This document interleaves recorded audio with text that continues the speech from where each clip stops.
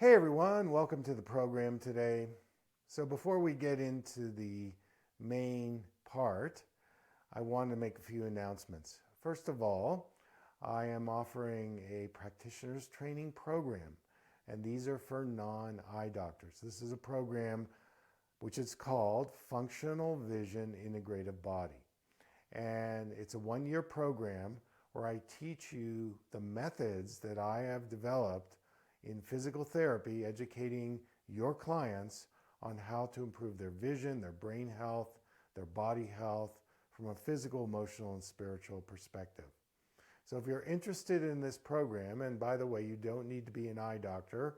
The way I've set up this program is you could be a massage therapist, a teacher, an occupational therapist, a psychologist, whatever.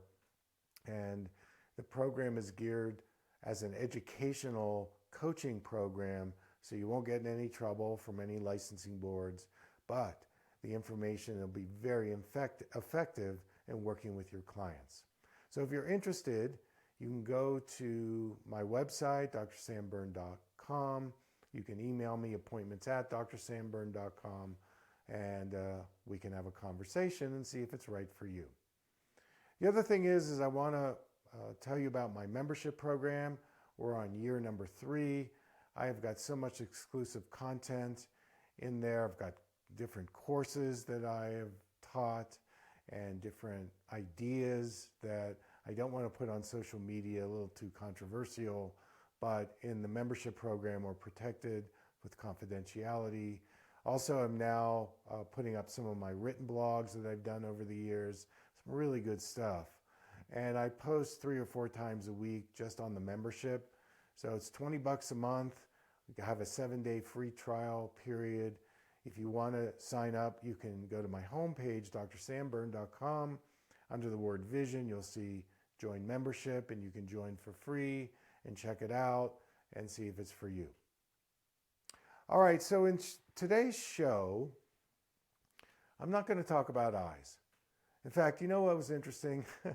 I was having breakfast with a friend the other day, and at the end of our conversation, he said, I have a friend who's got this condition called macular pucker. Have you ever heard of it? And I said, well, yes, I've worked with it a lot. And if you go to my YouTube channel and you type in macular pucker Dr. Byrne, you're probably going to get several free video blogs on macular pucker. He's like, oh my goodness, you are the best, that you have created this library, this archive of eye conditions. And, I can't say that I've created a video for every single eye condition, but over the last 7 years, I've put together so many content pieces, both in podcast form, audio, video, written, that it's time for me to broaden out a little bit and talk about some of my other interests. And this may or may not be interesting to you, but I want to talk a little bit about travel because I love travel, and some of the other things that I also am into. I may do a podcast on it. So today I want to talk about traveling to Hawaii. I don't know how many people out there in my community have been to Hawaii. I know many of you have come to my dolphin swim retreats, my other retreats in Hawaii. So I want to talk a little bit about why I like Hawaii, some of the tips you can do if you travel there. My first entree in going to Hawaii was back in January of 1990, a few years ago. And I'd sold my Pennsylvania practice. I put all my stuff in my car, which wasn't very much. I had an old Toyota Corolla that barely could get across the country. I didn't have a lot of money. And so I dropped my stuff off at this apartment that I rented in Santa Fe. And I had signed up to meet a group out in Hawaii. I'd never been to Hawaii. In fact, I had hardly ever been to the West Coast.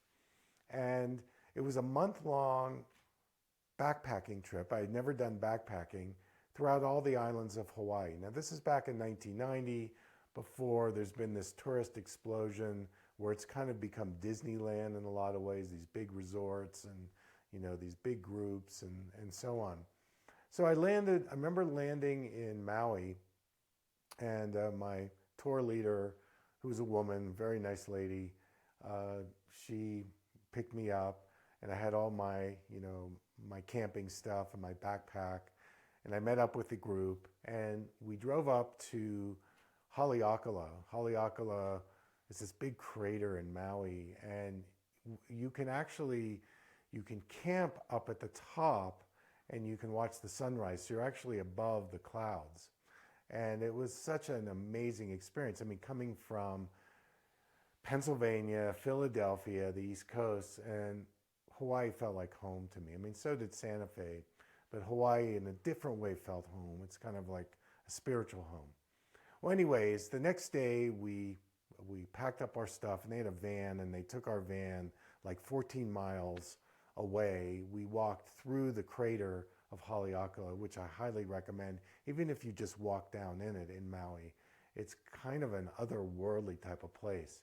But we did this 14-mile hike, and we went through these lava tubes, and which is another amazing thing, like caves. I mean, there's just so many different ways to experience Hawaii, from the ocean to the lava to the Hawaiian culture and so many other things. So in Maui, we spent time at Haleakala. Then we went to a small town where we took this winding road to a place called Hana. And Hana is a small town. I don't know if it is anymore. And there's a wonderful hike there that you can do and go to waterfalls. So synonymous with Hawaii is waterfalls, just so many of them.